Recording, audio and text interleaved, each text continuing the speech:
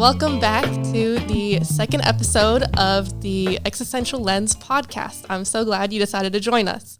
So today we have a very special guest, Professor Ron Frazier. To me, Ron is the best professor I've ever had, but today we kind of want to go a little bit deeper beyond that. So I know he's had a vast amount of experience in the business world. He's held multiple executive positions, and now he is an entrepreneur in residence at the Florida State University. So today I just want to go a little bit deeper into who you are as a person. And so let's start from the very beginning. So how was your time kind of growing up? Where did you grow up? Tell me a little bit about that. Okay. So I grew up mostly in the Kansas City, Missouri area. And probably the best way to phrase it was a couple of years ago, my daughter gave me a subscription to a service where every week they sent you a question and you wrote about the question. And then at the end of the year, after 52 questions, they made a book out of it. Right. And one of the third question was, did you ever win anything in life? And when I thought about that, I thought, I won at life. Yeah. Right? You know, I had a wonderful mom and dad. Dad's, since passed. We just celebrated her 89th birthday. Oh, wow. She moved to Tallahassee a year ago, finally got her out of the snow. And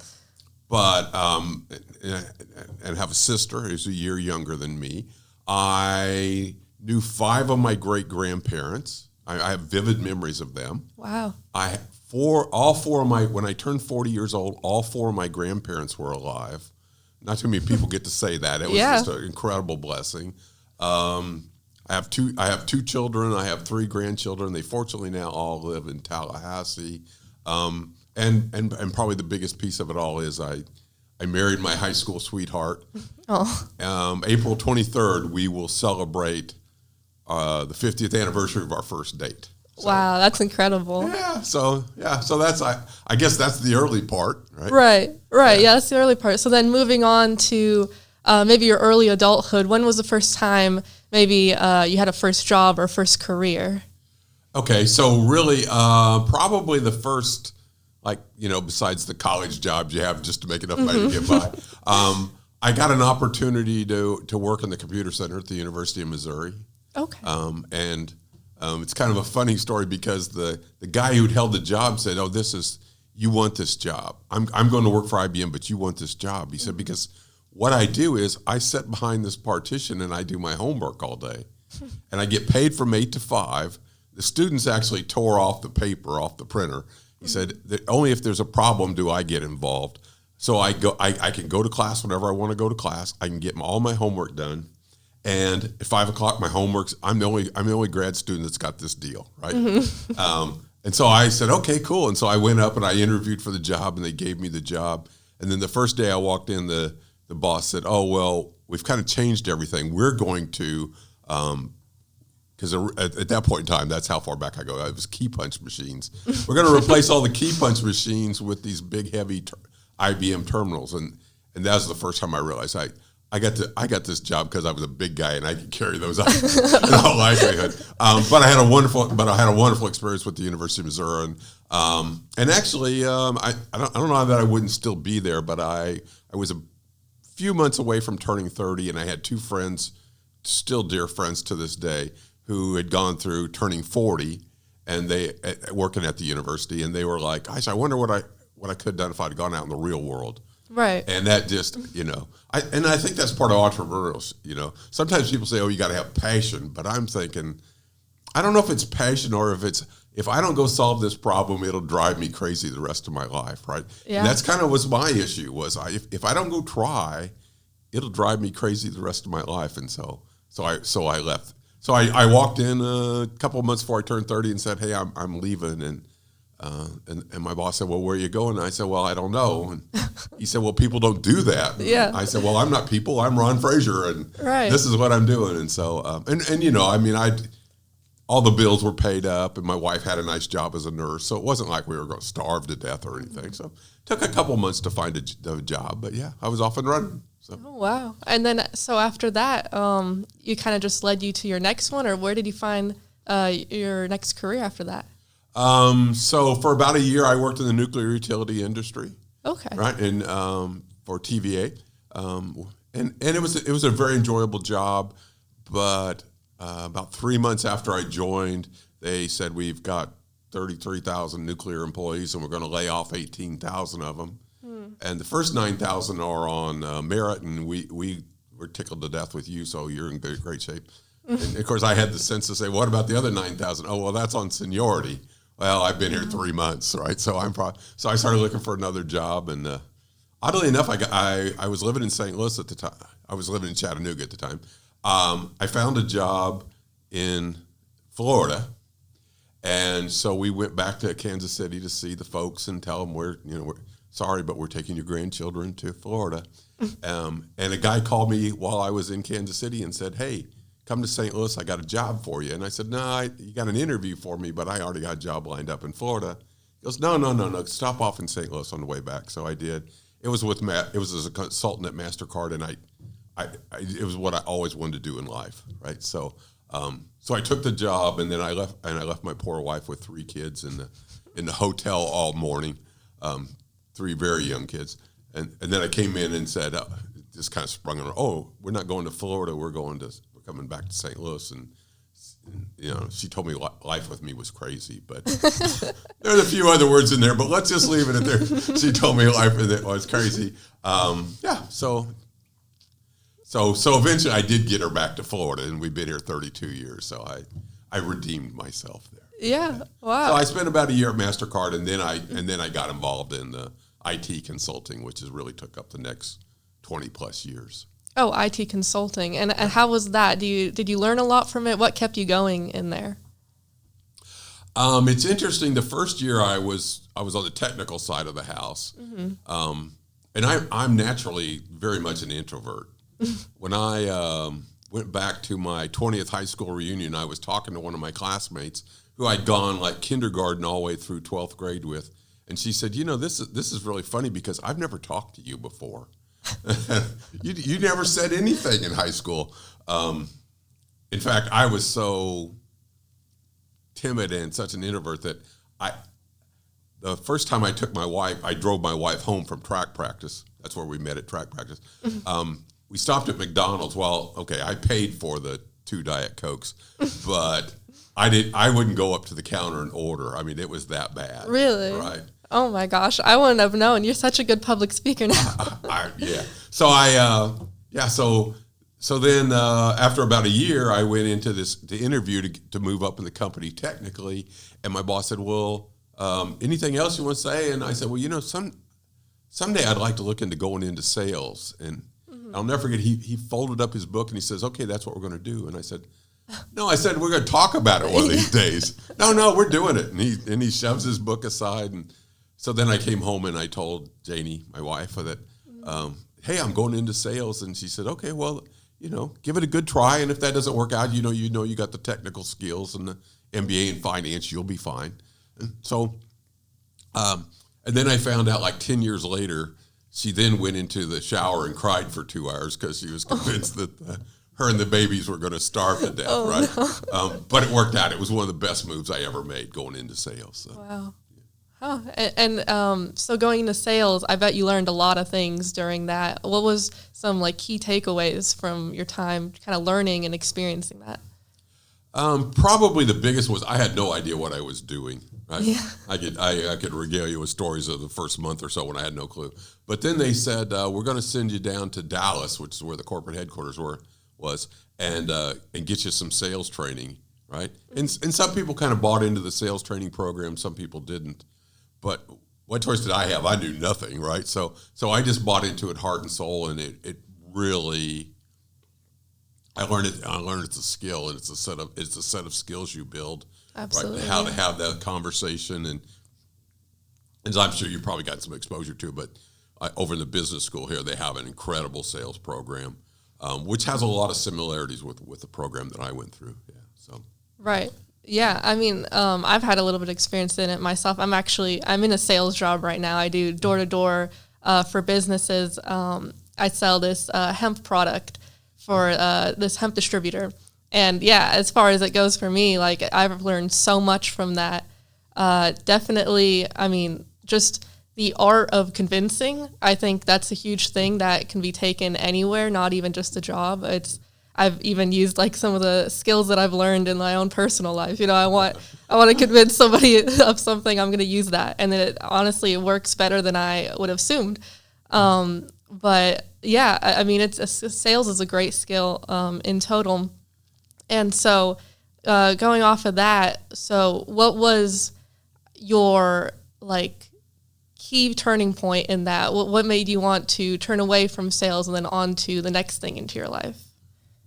So I did that for a little over 20 years. Mm-hmm. We went through 2 IPOs. We sold the company 3 different times. I often tell students say, how do you make a lot of money in this world? And I said, sell the same asset 5 times and still own a piece of it, right? Mm-hmm. But I reached the point where I'd done enough, right? Right. Somewhere around age 40, I went back to the University of Missouri, which is where I got my undergrad and my MBA at. And I presented in a class one day, and I had so much fun. And I went home and I told Janie, I said, this is it, right? Mm-hmm. I don't know when this corporate gig is over, but when this corporate gig is over, this is what I'm going to do. Mm-hmm. And so then roughly 51 or so, I got fired. I wanted to be fired. Okay. I had a great desire to be fired because I wanted my severance package. But anyway, so I got my severance package, and then I could do whatever I wanted to do. I guess I thought I wanted to play golf every day. I found out playing golf during the week, that's just hanging out with a bunch of grouchy old guys. That was like the worst experience of my life. I was like, I could go to work if I wanted to hang out with grouchy old guys. Right. And I'm not trying to be sexist, Hopefully as time goes on, we'll have more and more grouchy old gals in there with the guys, right?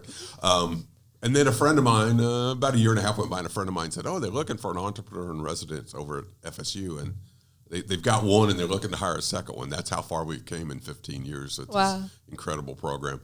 And so I said, I came over, and I took the job, and I've loved it. I can't even believe it's been 15 years. I've just had a ball. Wow.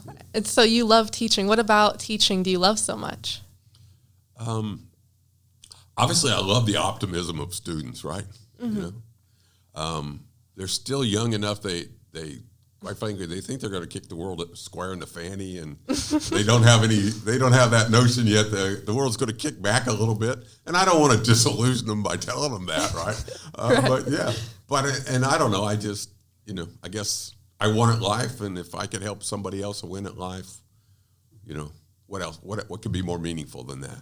Right. Right. And, I've been in a couple of your classes, and I think you are an excellent teacher, actually. And I think what makes you such an excellent teacher is that you've had a lot of experiences in your life that you're able to share with us. And it seems like a lot of professors these days kind of want to do textbook things, and they say, if you follow the guides here and you do this, it's kind of, you get ABC, right? 1 + 2 = 3. But then for you, it seems like so much of it is, this is my experience, and then do with it what you will. But, this is how my life is planned out. And then you kind of integrate it into the curriculum a little bit that way. And I really appreciate you doing it that way. Yeah. Well, thank you. I don't sit in all those other classes, so I'm not in a position to compare anybody's style.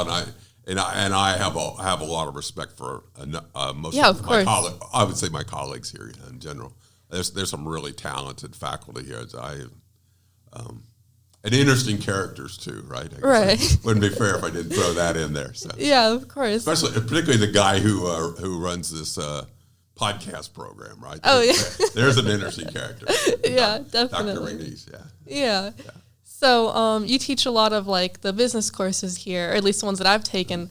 And so what kind of advice do you typically like give to the students about that? Or maybe what's even the best business advice you have received that maybe you would pass on? That's an interesting question. I think one thing which kind of ties back into my experiences too. Being in the nuclear utility industry was absolutely fascinating. But my background was computer science and finance. And really, if you wanted to be involved in the real decisions in that company, you needed to be a nuclear engineer or nuclear physicist. Right. Right. So, I think that carries forward. I think if you really want to move ahead in the business, you got to be at the cornerstone of, if it's a sales-driven company, okay, right? If it's production-driven, if it's manufacturing, whatever really drives that business. If you want to be in the mainstream of things, as opposed to there's a value to all those auxiliary services, no question. Mm-hmm. But if you really want to be one of the people making the decisions, I think you gotta be at the core of what the business does. That's probably yeah, and that's something you've learned throughout your career doing that. Yeah. All right. Yeah, that's a great answer. And so just to get a little bit into the success of your life, you say your life is so successful. What do you define as success? Well,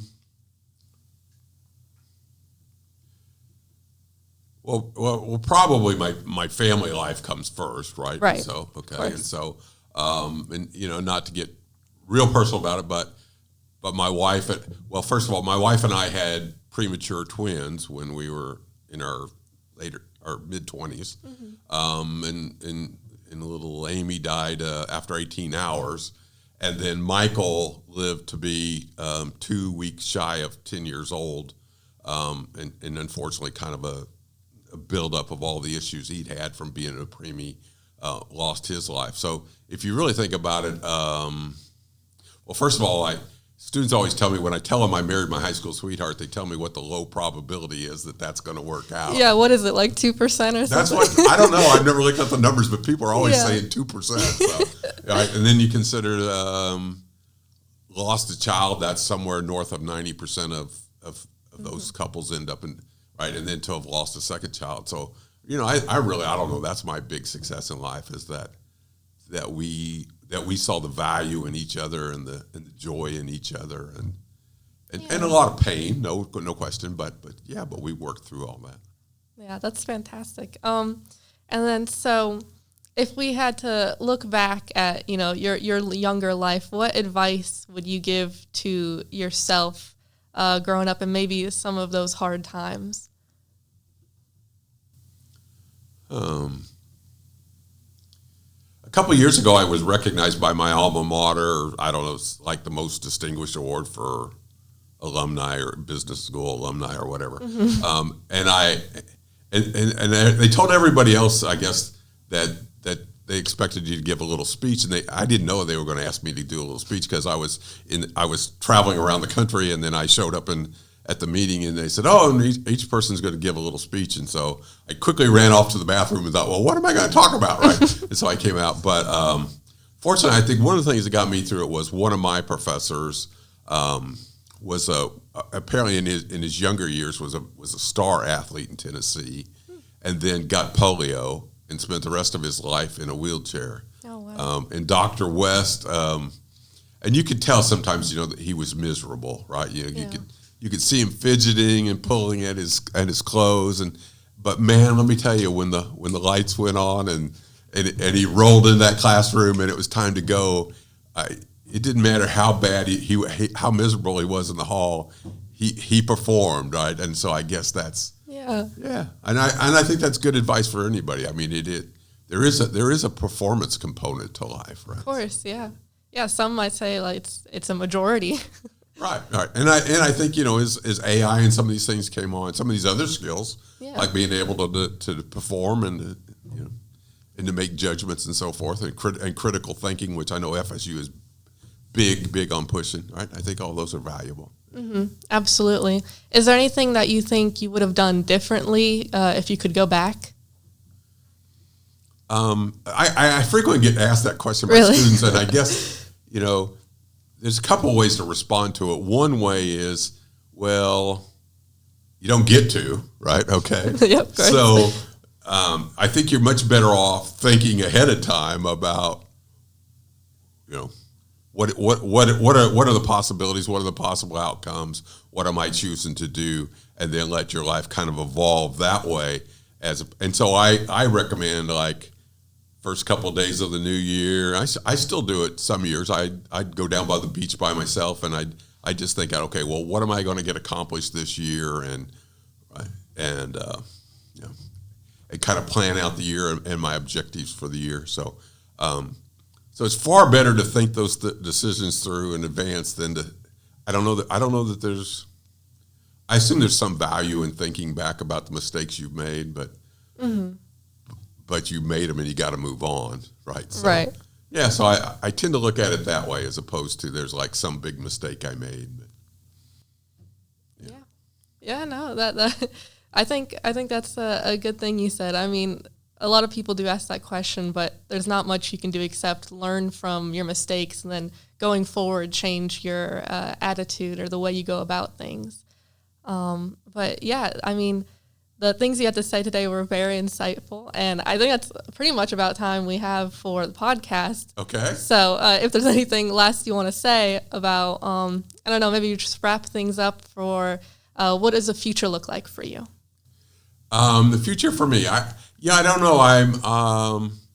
I've had a number of wonderful mentors in my life, and one of my mentors, when I first came to FSU, said, "You need to really focus on something." And I'm like, "Well, I'm not like a dive deep into something person." But I have to say, in the last year or so, I've really kind of gotten that way about AI, and so I took an 8-month course at the University of Texas, in depth, right? How to do all the coding in Python and right what all the possibilities were and building neural networks and so forth. And then followed that up. I thought, well, I'm going to chill out for a little bit. And then it took about 2 weeks, and I took a 2-month course at MIT. So that's probably one of the areas where I'm really, I just want to continue to grow.